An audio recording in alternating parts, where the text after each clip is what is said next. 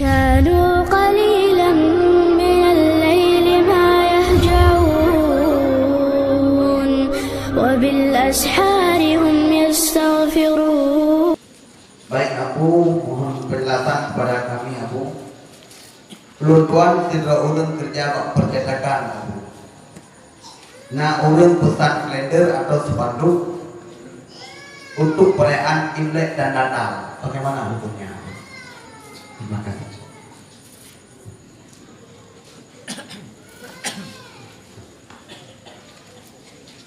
Imlek atau kafe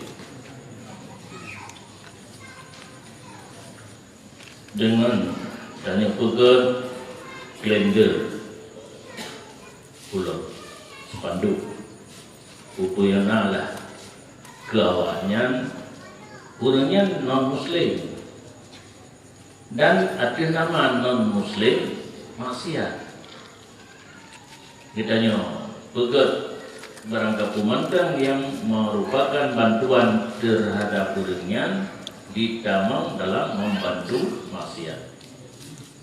Man a'ana ala maksiatin bahwa syarikullah. Barang siapa menolong perbuatan maksiat, orang tersebut berkongsi tentang dosa dengan orang yang mengerjakan.